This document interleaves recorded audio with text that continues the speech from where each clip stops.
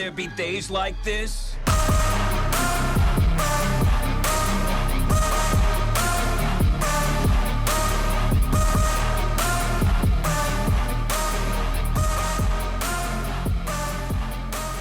What's going on, guys? Welcome back to the channel. For today's video, we're going to be checking out the Transformers Legacy United Deluxe Class Origin Bumblebee, which is based on the very first episode of the original G1 cartoon, and despite transforming into a Cybertronian-based vehicle, when in robot mode, appears to be incredibly close to his Earth-based design. So as we check out the details, their head sculpt is super cartoon accurate, surprisingly even more so than the 86 version. I also think the same could be said for the chest plate. Despite this guy not transforming into a Volkswagen Beetle, he even has some proper cel-shaded windows. And another great attention to detail would be that regardless of what vehicle mode Bumblebee would transform into on the show, the robot mode would always stay the same. So it's great to finally see the return of the front end of the Volkswagen Beetle fully integrated into that foot design. And as far as the back goes, unfortunately there's nothing too interesting going on here. Due to the nature of the design, he is a little cluttered.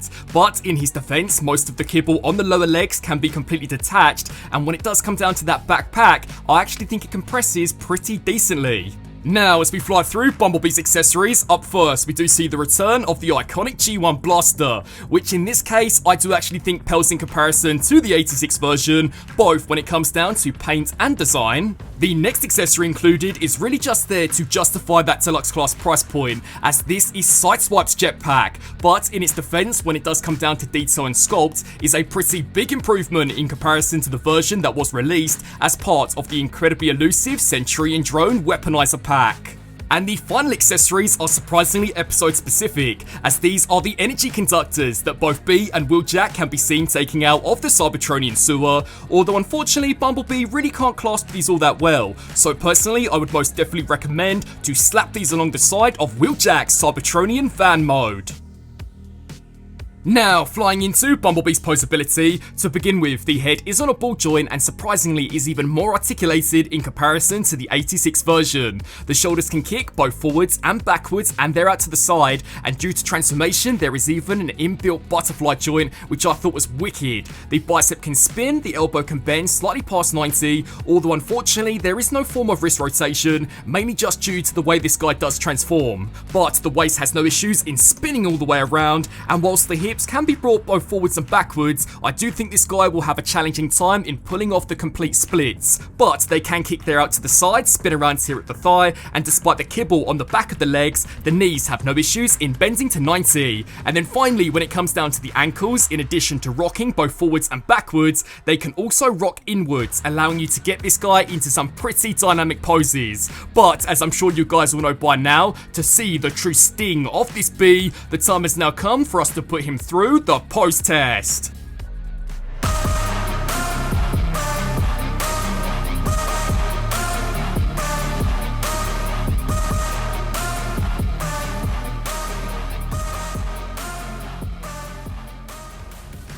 Now, flying through some robot mode size comparisons, we are firstly bringing out the Studio Series 86 Bumblebee, and I think it's great to see this guy reissued as part of the fifth and final wave of Legacy United, even if I personally can't remember him being all that difficult to track down when he was first released. But to kind of go back to my earlier point, there are multiple areas where I do believe this is superior in comparison to this, especially when it comes down to the head sculpt. It would be great to maybe pop this head off this body and snap it onto the Studio Series 86 Bumblebee, because I really do think that would be the definitive look for a G1 take on this character. Next up is Origins Jazz, which to even say that I think is mental, because these are designs that I just never thought Hasbro would approach as part of the main line, because when in robot mode they looked as if though they could transform into their Earth-based forms, but when it came around to their vehicle modes they were completely different. So I do think it's pretty sick to see how they have pulled these guys off, and for the most part I think they've done a really great job. And if you guys thought that Origins Jazz was crazy, just wait until we check out Origins Wheeljack,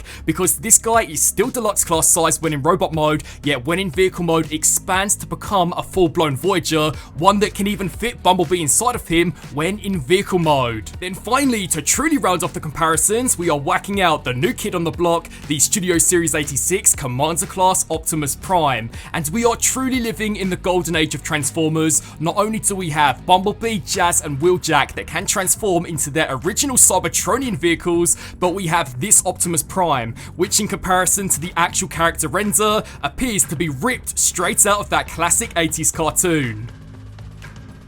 Now, flying into Bumblebee's transformation, even this is incredibly impressive. So for the first step, take the fist and slide this inside the back of the forearm, and again guys, be sure to do the same here for the second side. We are then going to take the chest unit of the robot mode, and firstly begin extending this here upwards, so that eventually this does come over the top of the robot mode head sculpt. We are then going to spin around here to the back of Bumblebee, take a hold of that backpack and extend this here upwards, and then fold it backwards, as we are now going to take this component and snap this into what will become the windshield of the flying saucer mode.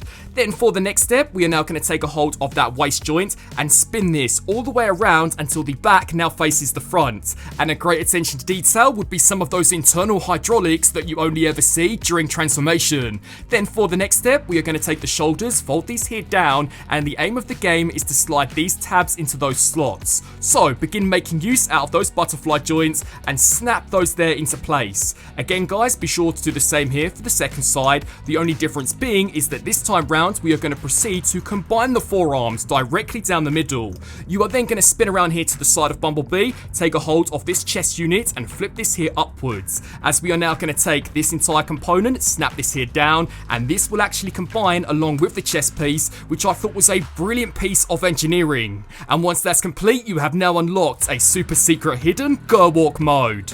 We are then going to take a hold of this panel and extend this here upwards, spin around here at the thigh joint, take a hold of this back panel and also lift this up. We are then going to take a hold of the ankle and fully straighten this hinge joint here out. The aim of the game is for this tab to slide inside that slot.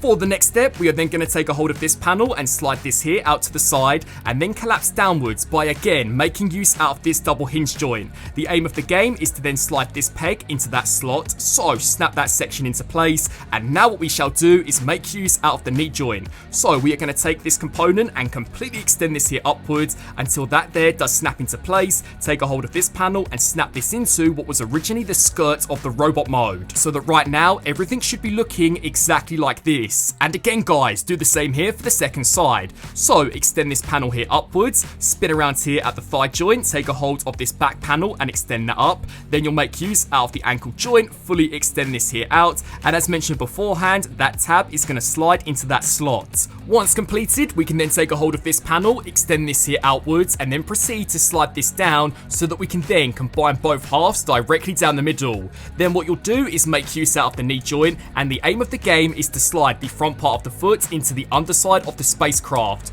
So snap that section into place. Then what you'll do is take this panel and slide this underneath what was originally the skirt armor of Bumblebee until eventually the transformation is now completely complete. Cruising his way through the Cybertronian battlefield, here we have Bumblebee now fully transformed into his Cybertronian vehicle mode, and again appearing to be incredibly close to how he did briefly appear in the original G1 cartoon. From an engineering standpoint, this is a super solid UFO mode, even down to the integration of the robot mode chest becoming the front end of the spacecraft. It's just a shame that the same praise cannot be had as we begin to check out the pretty awful colour mismatch, which once again is mainly a direct result of Hasbro deciding to use a complete clear plastic component in order to create the look of the windshield. Personally, I would have much preferred had they decided to go with an insert, much like we did see from the Cybertronian Wheeljack. But in his defense, as we flip him here to the underside, he has actually been pretty decently detailed, and the undercarriage kibble for the most part has been kept to a bare minimum. So this is definitely a super solid Cybertronian vehicle, and one that I am most definitely glad to see make a return into the main line. And when it comes down to weapon storage, as mentioned previously, the energy conductors can be stored inside Wheeljack, whereas the blaster and the jetpack can be attached up top, giving Bumblebee the ability to turbo boost his way through that multiversal portal into the Legacy universe. Now, flying through some vehicle size comparisons, we are firstly bringing out the Studio Series 86 Bumblebee, and when in this mode, both looking super solid. So I guess the real question would be, between the two, which is the one do you guys think has the better robot mode? Next up, here is a Cybertronian vacuum cleaner, aka Origin Jazz. And to round off the Cybertronian trio, we have Bee's work friend, Wheeljack. Work friends? You've been inside me. Then finally, the Studio Series 86 Optimus Prime. Now, I do believe I mentioned this in a previous review, but now Hasbro have concluded the Cybertronian trio, I think it would be brilliant for them to expand upon this, for them to revisit the Transformers Siege Optimus Prime and to drastically redesign that truck mode into something which was slightly more Cybertronian based, much like we have seen from the past 3.